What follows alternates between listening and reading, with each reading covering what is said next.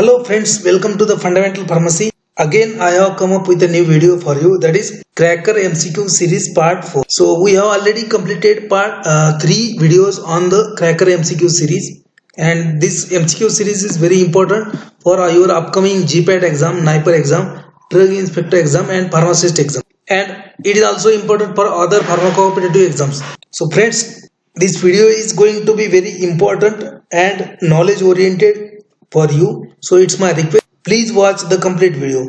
So guys, without wasting time, I would like to start the session. If you think it's good, the video is useful, then please don't forget to like, share with your friends and subscribe the channel, and don't forget to press the bell icon so that whenever I will upload a new video on channel, you will get instant notification of that. Fundamental pharmacy में आप सबों का स्वागत है। आज के इस video lecture में हम देखने वाले हैं क्रैकर एमसीक्यू सीरीज का चौथा part. So without wasting time I think I should start now. तो ये जो पहला क्वेश्चन है, what is your first question, which of the following is antidote for toxin benzodiazepine, and your options are option A flumazenil, option B methylene blue, option C deferoxamine, option D alkalinize urine or urinize alkalization of urine. So out of these four options, what is the correct answer? That is, which one is the following? Which one of the following is a antidote for toxin benzodiazepine? So here your option A is the correct answer. Okay, but why option A is the correct answer? As I used to tell in the video that in one question you have to cover at least 2 or 3 questions. So I have to give the explanation of that. Okay, so what is your benzodiazepines? So benzodiazepines are nothing but they are therapeutically, they are anti-anxiety agent, sedative agents, hypnotic agent, anticonvulsants, anesthetics, okay, anesthetic drugs. Okay, all these effects of benzodiazepines, they are dose dependent. Okay, so they are the dose dependent. In small dose, the same drug will act as an anti-anxiety. If you increase the dose, the drug will act as a sedative, and if you increase more dose, the drug will act as a hypnotic, and if you again increase the dose, the drug will act as a anesthetic. Okay, so dose dependent actions of benzodiazepines. Again, what is the mechanism of action of benzodiazepines? So benzodiazepines, they are a GABA agonist. Okay, they are a GABA agonist. They will act on a GABA A receptor, alpha subunit of GABA A receptor. They will act on a alpha subunit of GABA A receptor and will potentiate the actions of GABA. They will increase the level of GABA. So benzodiazepine क्या करेगा कि GABA gamma aminobutyric acid का level brain में बढ़ाएगा. And what is GABA?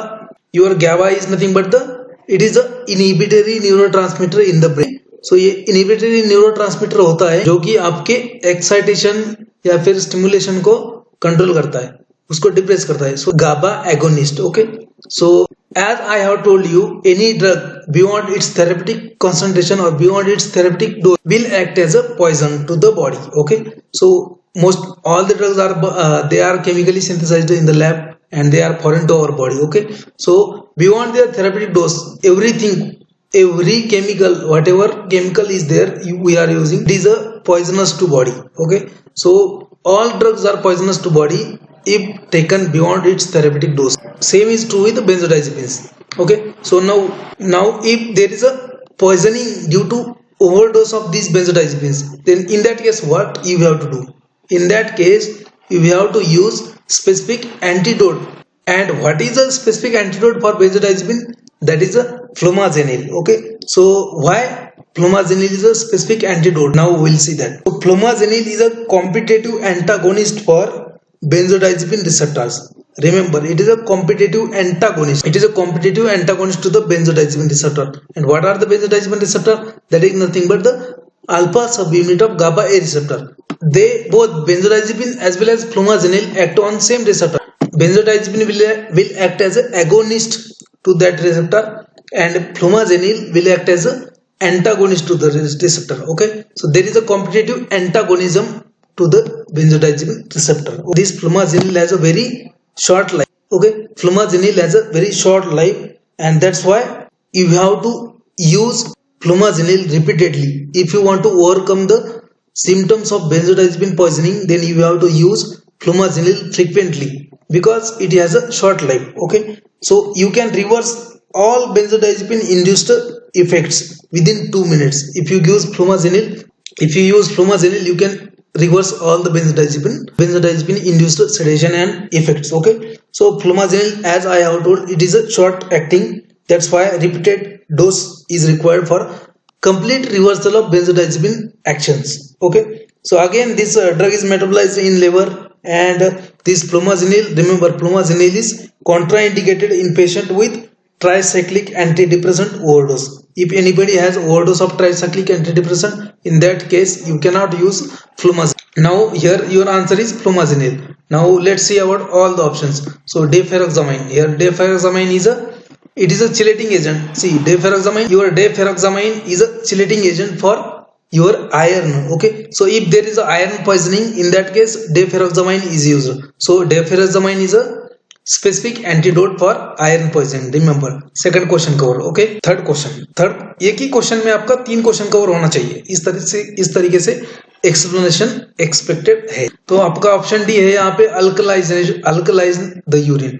Alkalize the urine means alkalization of urine, means urine का pH बढ़ाना है. So those drugs which are weak acids, for example sulfur drugs, for example salicylates, for example barbiturates, in case of their overdose, in case of overdose of such drugs, in case of poisoning of such drugs like barbiturates, okay, sulfur drugs, barbiturates, salicylates, all these are the weakly acidic drug. So if there is a overdose of such weakly acidic drug, in that case to remove the drug from body, you have to make urine alkaline. In that case alkalization of urine is required. Okay, alkalization of urine is required in case poisoning of weakly acidic drug. Remember, ठीक है.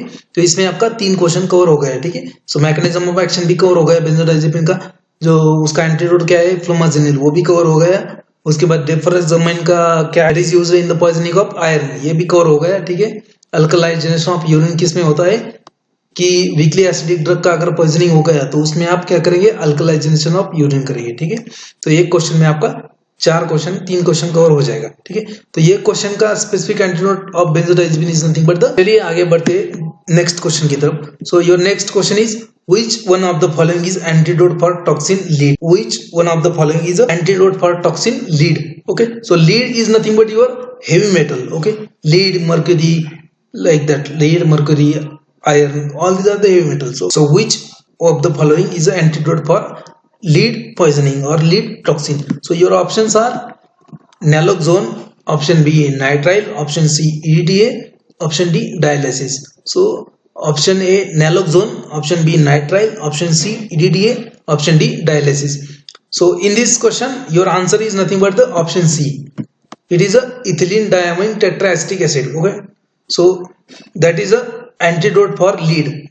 Now I will explain each and every point. Okay, so what happens in the lead poisoning?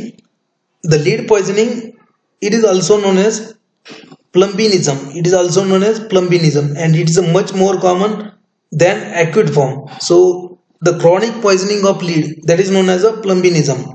And what are the different signs and symptoms of this lead poisoning? So you can identify if there is a lead poisoning easily.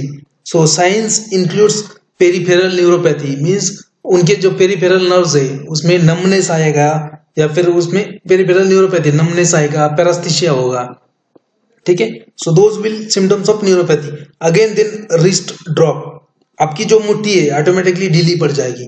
ठीक है, that is known as a wrist drop. That is the most important characteristic of lead poisoning.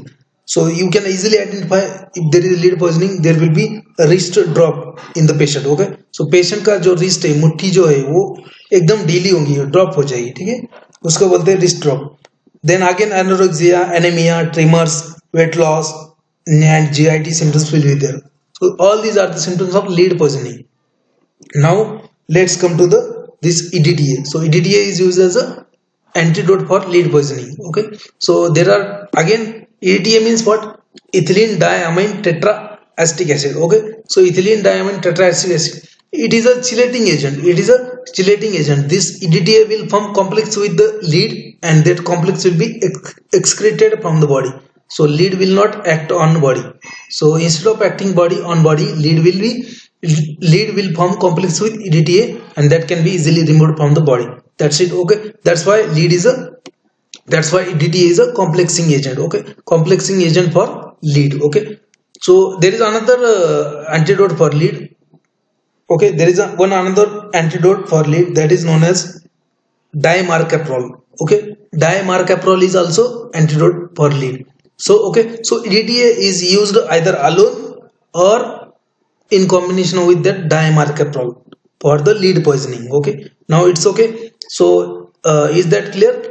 In case of lead poisoning, DTA is a antidote. Okay, now let's come to the other options. So naloxone is what? So naloxone is a opioid antagonist. So if there is a poisoning due to opioid analgesics, for example, if there is a poisoning due to morphine, codeine, thebaine, heroin, etc., all these are the opioid analgesics, central pain reliever. Okay, so in that case, if there is a poisoning due to opioid drugs, that is a naloxone is a specific antidote for opioid. It is an antagonist to the opioid receptor. Okay, then again let's come to the option B, that is nitrile. So nitrile, you might have seen cyanide poisoning. So in case of cyanide poisoning, this sodium nitrite is used. In case of your cyanide poisoning, sodium nitrite is used. That will prevent the formation of methanoglomina. Okay, so nitrile is used in cyanide poisoning, sodium nitrite. Okay, then dialysis means what? Dialysis means removal of drug from your blood, by artificial method, that is known as a dialysis. Okay, so dialysis is also done if there is a severe poisoning and antidote is not available, specific antidote is not available, then you have to perform a dialysis to remove the drug from body. Okay, so this was our second question. Let's come to the next question. So which one of the following is a primary site of activity for the drug warfarin? Okay, so before that I would like to say one more point here. So heavy metals, there are different heavy metals and there are different chelating agent for them. So what are the different heavy metals? Heavy metals like lead, arsenic, mercury, iron. Okay, so all these are the heavy metal. In case of lead, I have told you EDTA and dimercaprol is the antidote. Okay, in case of arsenic, mercury, you have to use again EDTA, and in case of iron you have to use diferoxamine. Okay, so dimercaprol, then succimer, then penicillamine, then diferoxamine, then EDTA, all these are the chelating agents. Okay, let's take next question. So next question is nothing but which of the following is a primary site of activity for warfarin? Okay, your options are kidney, liver, blood and heart. Okay, so you know that warfarin is a blood thinning agent, that is an anticoagulant. That means normally if there is injury to you, blood will coagulate within 1 or 2 minutes. Okay, normally, but what will warfarin do? Warfarin will prevent the coagulation of blood. So that's why it is a anticoagulant. It is a blood thinner. Okay, that is used in case of if there is any clot in the blood vessels, in case of angina, like that. Okay, in case of varicose veins. So in that case, warfarin is used. So what is the primary site of action for warfarin? Okay, so your options are kidney, liver, blood and heart. So here your correct answer is option B, liver. So your correct answer is option B, liver. Now why it is a active primary site for activity of warfarin, I will explain. Okay, see, warfarin is nothing but the vitamin K antagonist. Okay, so what is the role of vitamin K? Vitamin K is involved, it has a role in a coagulation. So okay, so warfarin is an anticoagulant. It has an antagonistic activity with the vitamin K. Okay, vitamin K epoxide reductase inhibitor. You can say warfarin is a vitamin K epoxide reductase inhibitor. Okay, now normally what happens, vitamin K is in the reduced form. The reduced form of vitamin K is required for the carboxylation of glutamate residue, and that is important addition of different clotting factors. Okay, that is carboxylation of glutamate residue that is important step in the formation of different clotting factors. Now warfarin inhibits the vitamin K epoxide reductase. Okay, that inhibition leads to there is no availability of vitamin K in the reduced form, and there will be no formation of clotting factors.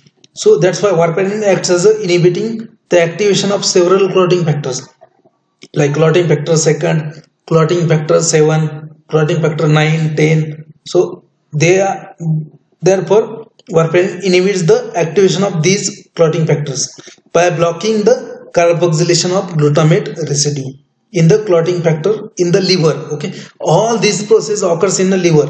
Okay, that is formation of different clotting factors takes place in the liver, because liver is a metabolic factory of body. Okay, so all this process takes place in the liver. That's why primary active site for the drug warfarin is a liver.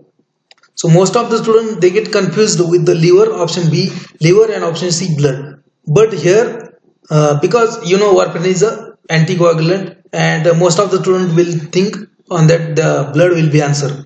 Okay, but no. So whatever clotting factors they are required in the body, they are manufactured, they are synthesized, they are generated in the liver itself. That's why warfarin will act on that vitamin K, that is antagonistic.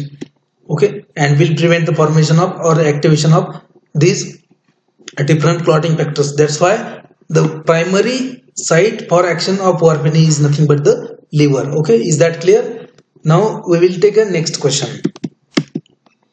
What is the next question? Lansoprazole is not used in the which of the following case? Okay, lansoprazole is not used in which of the following case? Your options are gastritis, peptic ulcer, Zollinger-Ellison syndrome, and thalamus hypertrophy.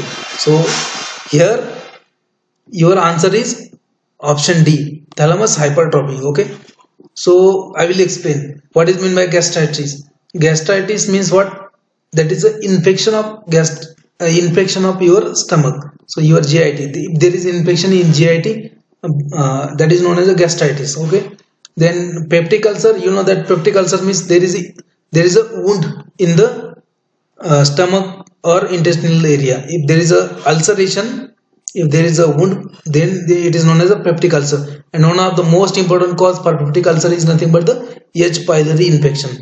Okay, that is the one cause. Again, if there is a hypersecretion of acid in the stomach, then again ulcer will develop. And if there is a decrease in the mucus formation and protective mechanisms, again you will have ulcers. Okay, then Zollinger-Ellison syndrome. So what is that? See, suppose Zollinger-Ellison syndrome, everybody has aware about this, the term Zollinger-Ellison syndrome.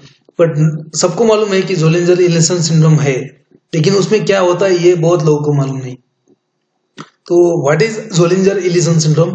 So इसमें क्या होता है कि if there is a tumor of your pancreas or tumor of pancreatic cell or tumor in the stomach area or tumor in the duodenal area. So what happens because of that tumors of your pancreas? There is excess production of your hormone gastrin. There is excess production of gastrin hormone, and that will increase the acid secretion. Okay, that gastrin will stimulate the acid formation. Okay, so if there is a tumor of intestinal tumor or pancreatic tumor, and there is a increased level of gastrin. Okay, tumor in pancreas, if there is a pancreatic tumor, that will increase the gastrin amount, and gastrin will in turn will increase the formation of gastric acid. Okay, so that's why that is known as Zollinger-Ellison syndrome. Okay, so lansoprazole is not used in the following cases. So it is used in the gastritis because there is also hyper acid formation because of this bacteria and everything.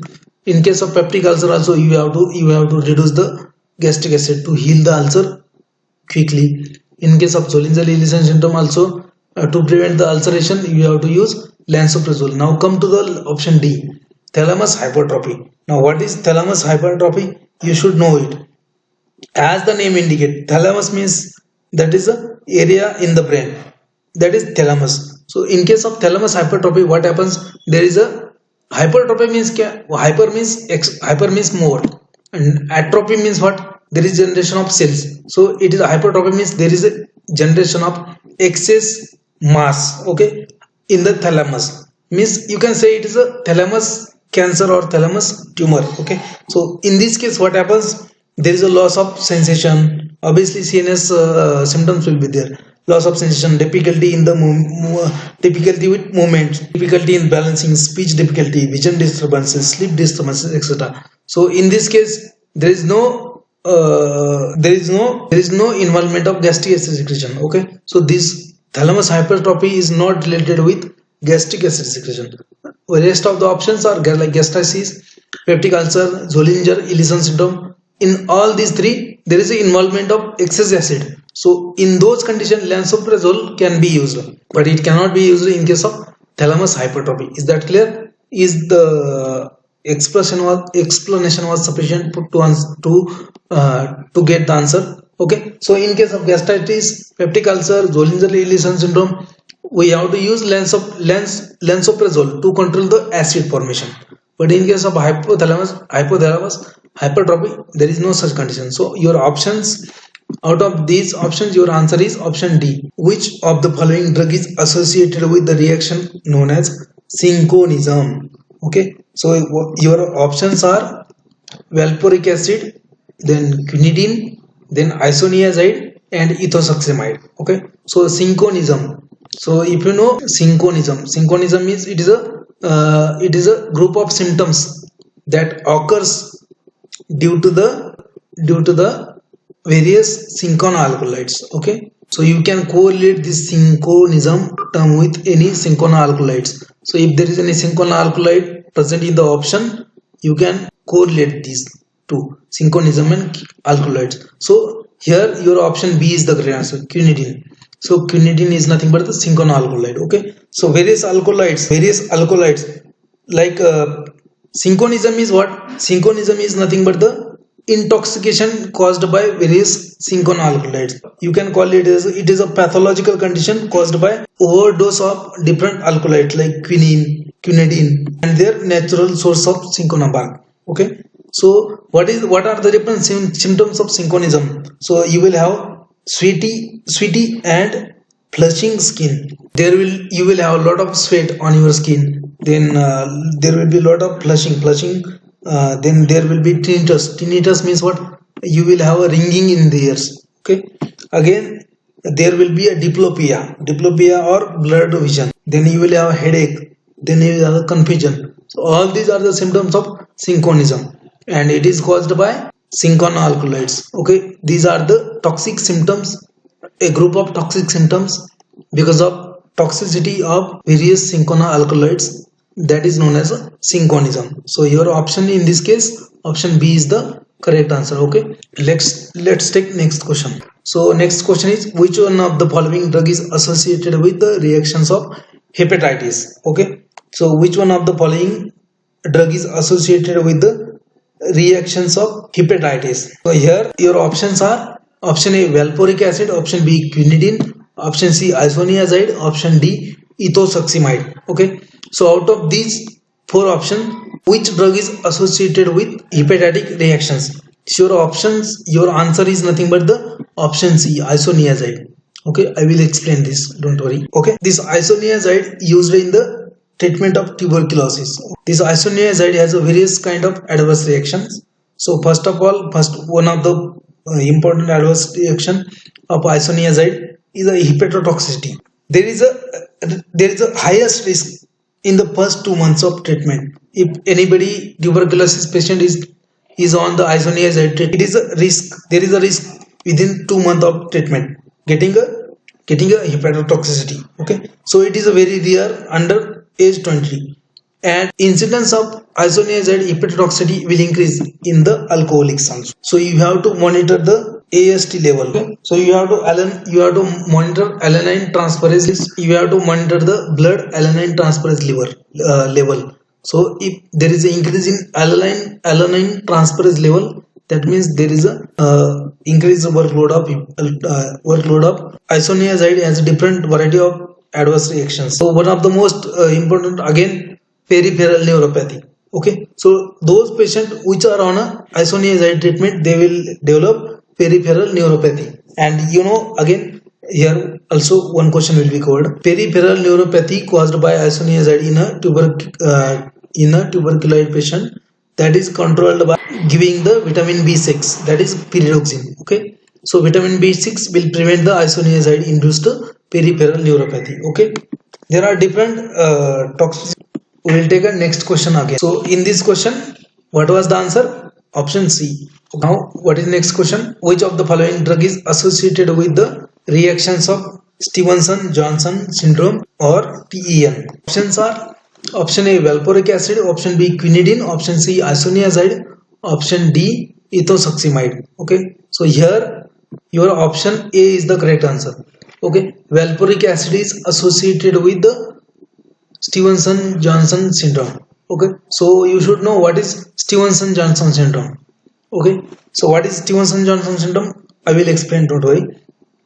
First of all, we will see which are those drugs, which are the list of drugs that will cause Stevenson-Johnson syndrome, or it is also known as a toxic epidermal necrosis. Okay, Stevenson-Johnson syndrome is also known as a toxic epidermal necrosis.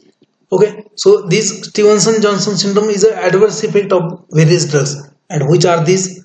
For example, your phenytoin is there, your carbamazepine is there, your phenobarbital is there, valproic acid is there, again lamotrigine is there, allopurinol is there, then penicillins are there, sulfur drugs are there, then erythromycin is also there. So all these kind of drugs can have has a potential to cause Stevenson-Johnson syndrome, or it is also known as a toxic epidermal necrosis. Now if you have seen, आपने कभी देखा होगा कि किसी को penicillin का injection दिया है, penicillin G, it causes allergic reaction, that is nothing but the Stevenson-Johnson syndrome. तो उसको पेनिसिलिन का इंजेक्शन दिया तो क्या होता है, उसके पूरे के पूरे शरीर में क्या होता है, पूरे शरीर में उसकी छाली पड़ जाती है. Every part the patient's body gets ulcer. उसके बर्न जैसे वो पेशेंट के पूरे बॉडी में बर्न्स होते हैं, वो पेशेंट की पूरी बॉडी में अल्सर्स होते हैं. मतलब हर एक म्यूकस मेम्ब्रेन पे भी, मतलब पूरी की पूरी बॉडी जले जैसे मानो कि कोई जल गया है पेशेंट पूरा. उसके हिसाब जैसे पेनिसिलिन का हो गया, फिर वेल्पोरिक एसिड का हो गया. हर एक पेशेंट में नहीं होता, लेकिन कोई पेशेंट में टॉलरेंस नहीं होने की वजह से ये स्टीवनसन-जॉनसन सिंड्रोम होता है. तो उसमें क्या होता है, पेशेंट का पूरा बदन जल जाता है बिकॉज ऑफ दैट ड्रग. जो भी आप ड्रग दे रहे हो, वेल्पोरिक एसिड हो गया, फेनिटोइन हो गया, सल्फर ड्रग्स हो गया, पेनिसिलिन हो गया, तो उनकी वजह से क्या होता है, पूरा वो पेशेंट का बदन जल जाता है और वहां पे अल्सर्स होते हैं, पूरे बदन के ऊपर अल्सर्स होते हैं. और वो अल्सर होने की वजह से सेप्सिस होता है, इन्फेक्शन होता है, सेप्सिस होता है, सेप्टिक शॉक भी लगता है पेशेंट को और उसके बाद उसकी डेथ होती है. तो स्टीवनसन-जॉनसन सिंड्रोम सिंपल नहीं है, एक बहुत कॉम्प्लिकेटेड रिएक्शन होती है उसमें. ये अगर किसी को it is adverse effect of drug, तो आपने सुना होगा कि उसको रिएक्शन होगा ड्रग का और वो मर. This type of adverse reactions occurs with the drug. No drug is safe without no drug is available without adverse reaction. अगर आप बॉडी का कोई चेंज करने चाहोगे, अगर you want to alter the physiology, then obviously you will get benefit as well as side effects. Okay, so here Stevenson-Johnson syndrome or toxic epidermal necrosis is caused by valproic acid. Okay, now we will take next question. I will explain you what do you mean by Stevenson-Johnson. Okay, so Stevenson-Johnson is nothing but the immunocomplex mediated hypersensitivity reaction that is a severe expression of erythema multiforme. It is also known as erythema multiforme major. The reactions involves in the skin, every part of body and mucous membrane. Cell death will occur with the separation of epidermis and dermis. So there will be separation of epidermis and dermis and cell will die. Okay, and that's why it is known as a toxic epidermal necrosis. Okay, so significant involvement of oral, nasal, eye, vaginal, urethral, gastrointestinal and lower respiratory tract mucous membrane will be there. So that is nothing but the Stevenson-Johnson syndrome. And what are the drugs? They has a potential to cause Stevenson Johnson syndrome. These are nothing but your examples are phenytoin. It is a anti-epileptic drug. Again, carbamazepine, phenobarbital, your valproic acid, lamotrigine, allopurinol, penicillin, sulfa drugs, and erythromycin. All these drugs have potential to cause Stevenson Johnson syndrome. Remember. So in this case, your option A is the correct answer. Okay. Now let's take next question. So next question is, which of the following drug is associated with the reaction of tendon dysfunction? So your options are option A digitalis, option B niacin, option C tetracycline, option D fluoroquinone. Here your answer, correct answer is option D, fluoroquinones. So fluoroquinones, use of these fluoroquinone antibiotics, they have adverse effect of tendon dysfunction or tendon rupturing. They will rupture your tendon. Fluoroquinones like ciprofloxacin, ofloxacin, then your moxifloxacin, all these quinolone antibiotics particularly rupture your tendon. They will destroy your tendon. So tendon rupture, those patients which are below 18, there will be a cartilage damage also in those patients. So tendon dysfunction, cartilage damage, then again it will prolong your QT interval, dizziness, photosensitivity is also one of the major adverse effect of fluoroquinone. Okay, so there will be photosensitivity, there will be tendon dysfunction, there will be rupture of your tendon, there will be rupture of your cartilage. All these are the adverse effect of fluoroquinones. Okay, so here your option D is the correct answer. Okay, again this fluoroquinones has a photosensitivity reactions. Means for example, imagine आपने कोई ciprofloxacin लिया है या फिर कोई भी फ्लोरोक्विनोन antibiotic लिया है, तो डॉक्टर विल एडवाइस यू कि आप बाहर धूप में मत जाइए, क्योंकि क्या हो सकता है कि these drugs have photo sensitivity. मतलब अगर ये ड्रग खाके, ये टैबलेट खाके, ये ड्रग फ्लोरोक्विनोन्स खाके आप बाहर जाएंगे धूप में, तो वहां पे क्या होगा कि जैसे ही आप धूप पड़ेंगे आपके शरीर के ऊपर को आपको एलर्जिक रिएक्शन मिलेंगे. So they are photo sensitive. Okay, जैसे ही लाइट गिरता है आपके बदन के ऊपर, अगर आपने ये फ्लोरोक्विनोन एंटीबायोटिक लिया है तो आपको फोटो सेंसिटिव रिएक्शंस मिलेंगे, वहां पे एलर्जिक रिएक्शन होगा, एलर्जिक मैनिफेस्टेशंस होगा.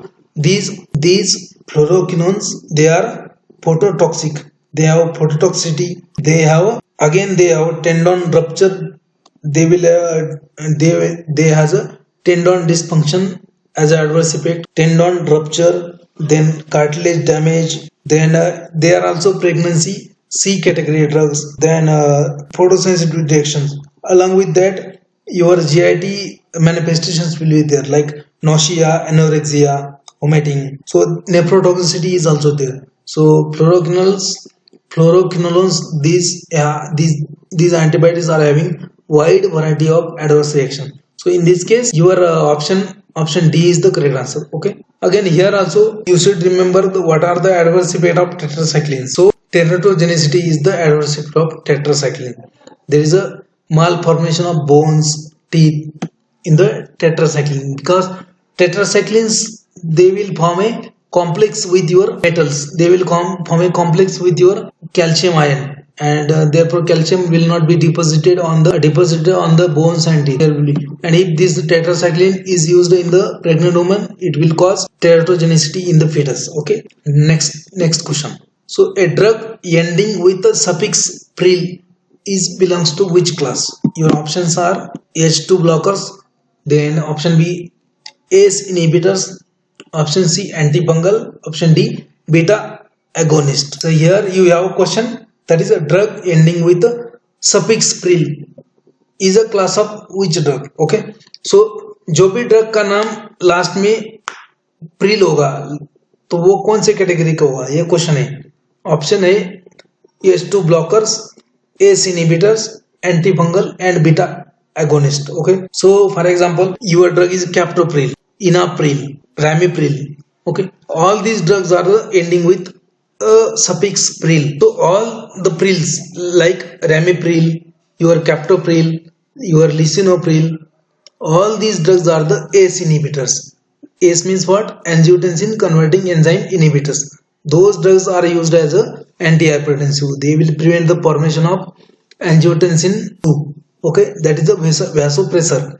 So all these drugs, captopril, inapril, lisinopril, ramipril, these are nothing but the ACE inhibitors. Okay, ES2 receptor blockers like your cimetidine, ranitidine, famotidine, nizatidine, all the drugs ending with DINE. These are the histamine 2 receptor blockers, and they are used as a anti-secretory agent. They will prevent the secretion of, they will prevent the formation of gastric acid, and they are used in the treatment of ulcers and acidity. Antifungal agents like azoles, okay, miconazole, fluconazole, itraconazole, then again cotrimazole. All these are the antifungal agents. They are ending with azole. Okay, so beta 2 agonist. What are the beta 2 agonists? Like your salbutamol is there, beta agonist. Salbutamol is there, terbutaline is there. Okay, so these are the beta agonists. Then again beta antagonist, beta 1 blockers. They are ending with